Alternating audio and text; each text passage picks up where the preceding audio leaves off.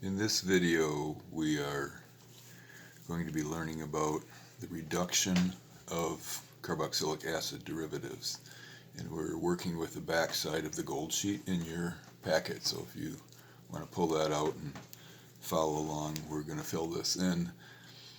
I think what we'll do is make a video of the top part, which is the addition of hydrogen to carboxylic acid derivatives, and then we'll make a separate video of the addition of an alkyl group to carboxylic acid derivatives on the bottom.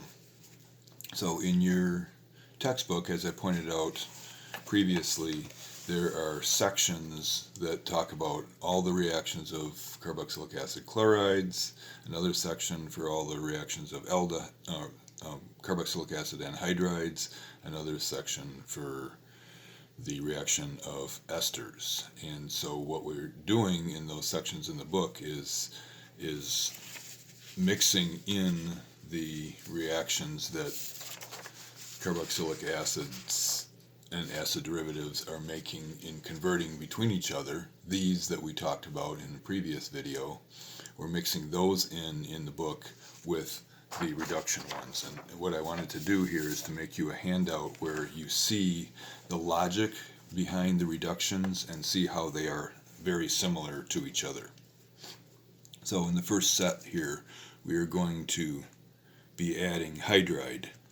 And you're familiar with hydride from sodium hydride, from lithium aluminum hydride, sodium borohydride, all compounds that release H-, which would act as a strong base and as a nucleophile. So in this case, this is acting as a nucleophile, just like all the nucleophiles that you have seen converting carboxylic acid derivatives into different carboxylic acid derivatives.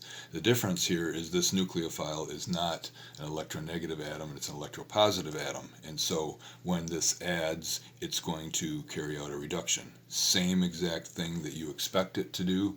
We have an addition to the partial positive carbon of the electrophile, and if we're doing an addition, we're breaking the pi bond, and then we are reforming the pi bond and kicking out the leaving group. Nothing that you haven't seen before. But when the hydride adds, then we now have, instead of 3 bonds to electronegative atoms,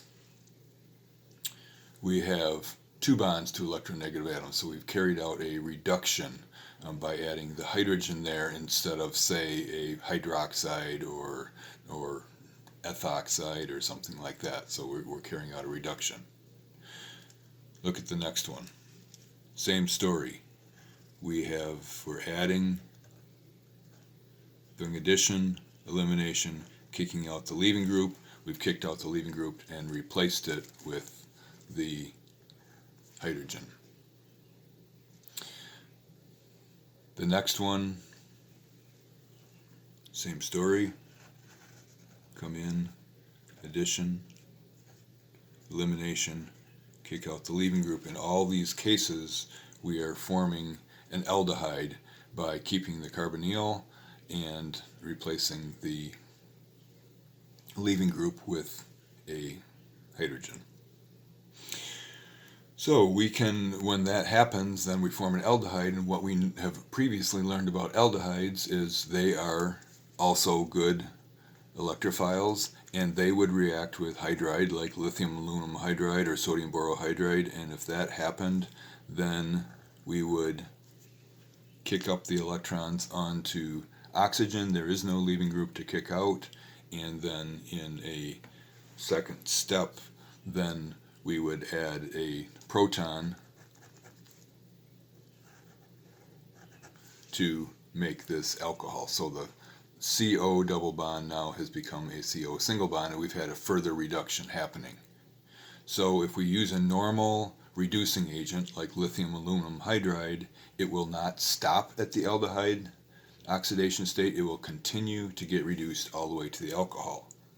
So any of these, including a carboxylic acid, so carboxylic acid will undergo the same reaction. Any of these, if you add, I'll draw an arrow up here at the top. If you add in step number 1 lithium aluminum hydride, in step 2 H3O to put the proton on, then we will end up getting a alcohol. I apologize for the refocusing thing here. Haven't quite figured out how to solve that problem. So that, if you add these reagents to an acid chloride, you get the alcohol. If you add the reagents to the anhydride, you get the alcohol. If you add the reagents to the ester, you get the alcohol. If you add the reagents to the carboxylic acid, you get the alcohol. So all 4 of these functional groups can be reduced to the alcohol by adding lithium aluminum hydride. If you wanted to stop at the aldehyde oxidation state, you could do that by reacting one of these 4. And the only one that will do that is the ester, and you can react that with a hindered reducing agent, di-isobutyl aluminum hydride, followed by H3O.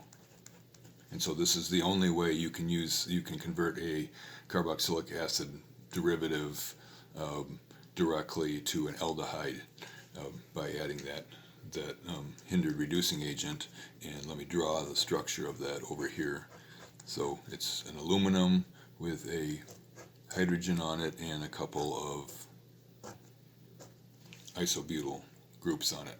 Di-isobutyl aluminum hydride. One more reaction that you should know about for reducing a carboxylic acid to an alcohol is that you could add borane followed by H3O, and that only works for carboxylic acids. And